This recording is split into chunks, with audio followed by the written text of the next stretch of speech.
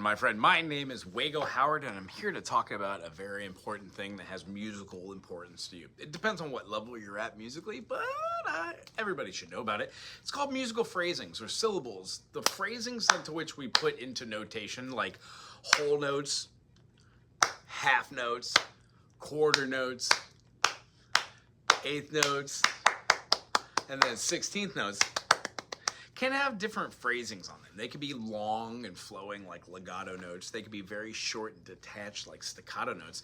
But one of the things that all music has in common is these two things, or are these two things.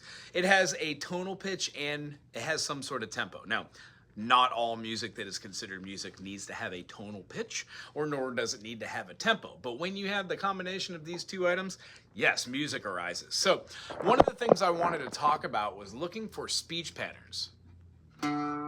Just talking right now. Just talking right now. There are many speech patterns. Just talking right now, there are many speech patterns. You don't really notice it because we don't really even think in tone. However, when we do, and I play something like a C sharp over the top, or an F sharp over the top of a D, I can hear myself harmonizing with these notes. So can I do? And some sound good, some don't. The idea is when I'm hearing melodic movements in nature, like where I live, there are a lot of birds. There are a lot of different things that go like, or. So I try to.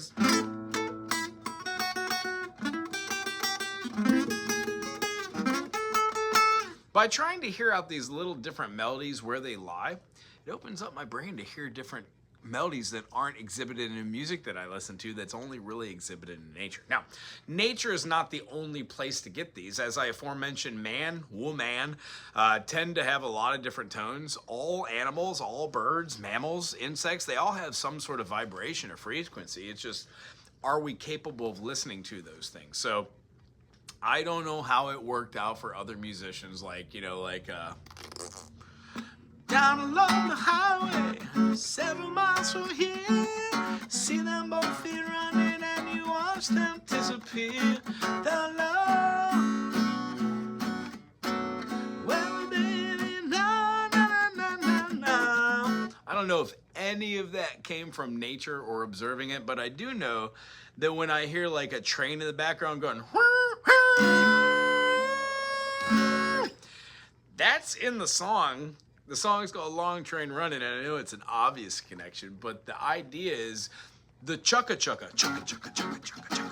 is the thing that's exhibited through the song. There's a connection. So the obvious connection is there's a physical thing in the world called a train, and it has a definite feeling where the define what a train is in my mind. It's the first thing I think of. I think chugga woo woo.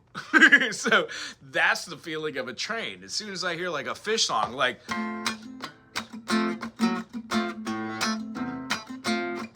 when I first jump off, I had that pocket full of thoughts. What is it? When I last jump off, I had the bucket in the train. Ideas that would take me all around the world. Sit and watch the smoke around the mountain curl. Took me a long time to get back on the train. Toot toot. Woo! Chugga chugga. Chugga chugga chugga chugga chugga chugga chugga. So the melodies that I hear, as far as like expressions of genre, even blues. It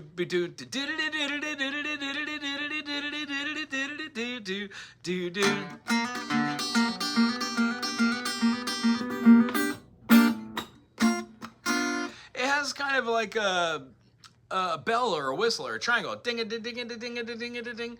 So the percussions that generally come out with the rhythm section, whether it's in bluegrass, a lot of times it's just hand percussion or a jug along with a wash basin bin or a a rat cleaner. What is that? I'm blanking out. Spoon.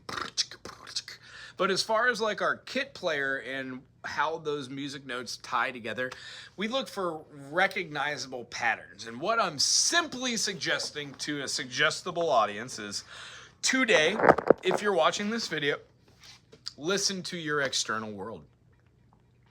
Try to let go of the voices inside of your head. Maybe the one you think is you. Maybe that internal voice isn't you, it's just talking to you, which who knows. But as far as like trying to tune out the voices inside and try to listen to the external world, maybe take a couple deep breaths and try to look for music.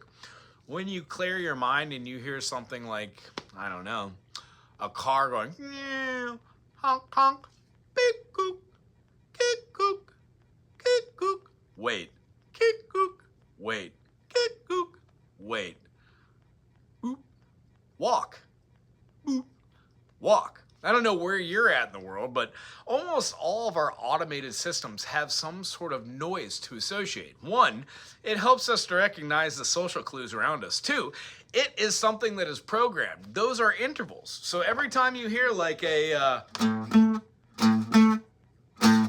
1, 1, 1, 2, 3, 4, 5, 6, 7, 1. All music is viewed through the eyes. So as long as you have, or viewed through the major.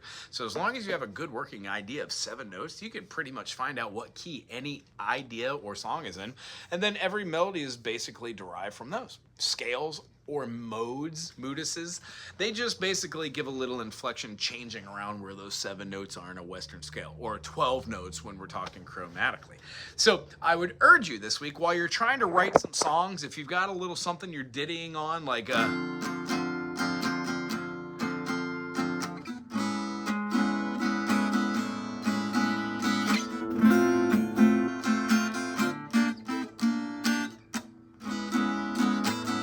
if that's it, maybe outside of your doorway there is the perfect melody that's like,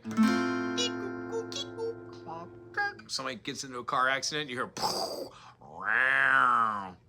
who knows what melodies or sounds will effectively affect your subconscious and then come out inside of just what you're writing. If you have any questions on how to put notes that are inside of your head or melodies you've been humming maybe for days, weeks, months, years, lifetimes, check out this channel. Maybe I could shed a little light on the foundation of musical theory, just so you can start having a name for the things that you already know how to do and then being able to express them to other people. So music becomes not just a single occupation or a sole player, role-playing, single-player game, and it becomes a multiple-player game with multiple people in multiple different contexts. Anyway, this video is to talk about rhythm patterns and acknowledging melodies do come from speech. And if you watch the way my speech patterns are, sometimes they seem a little erratic. It's because in music, when we talk, and music when we sing and play, if you were to sing the same note over and over and over again, and it's the same note and it doesn't really have any change, but the rhythmic values change and all these things are the same and change and change, and it's annoying. It just gets so static hearing the same notes. And you know, if you are somebody that talks like that, this is effectively calling you out for just being a very monotone talker. You just talk in one note and there's not really anything else going on to the way that you talk. And when you talk, people tend not to listen to you because the things you say, they might be important, but you just sound like you're boring. I don't know. These are just things I look for. I have a hard time not hearing music and everything. So if you feel in the same way, maybe be more observant of your external world around you. Try to see if something is trying to give you a melody that you could see. And then, you know, I would even go as far as to say, I notice music notes when I look at birds sitting on telephone wires. Every time I see birds sitting on telephone wires, I think, oh, and I read the notes. Even if there's not lines there to complete 5 nines for a full stave, I just fill in the other blanks and go, okay, if it was 2 notes above, we would have this. And then I play it out and I put it with chord theory. And then eventually I'll write a little ditty or I have a song that has something in there. I'm not saying this is how all music is done. It's just the way that one person does it. And maybe I could shed a little light on something that you haven't thought of before. If that is something cool, put a thumbs up, subscribe, put some awesome in the comment section. If you do something similar, like you have a little technique that I didn't talk about on this channel, I would love to hear about it. At this point, I'm digging down deep to still try to find creative, awesome ways to write music.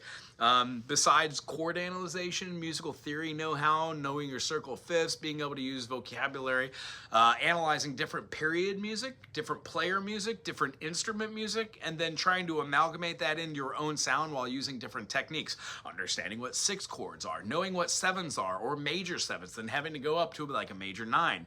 Knowing what notes to include inside of that triad plus the seventh or the major seventh and then the ninth, 11th, or 13th.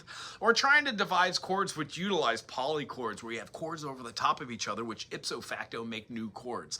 No matter where you are musically, maybe something that you know will be awesome in the comment section for myself or for somebody else, or maybe some of the matter covered on here and the criterion will help you get to the next stage in your musical development. Whatever it is, I'm glad you're here with me today. If you enjoyed this, thumbs up, subscribe, share it with somebody, and we'll see you soon. Aloha.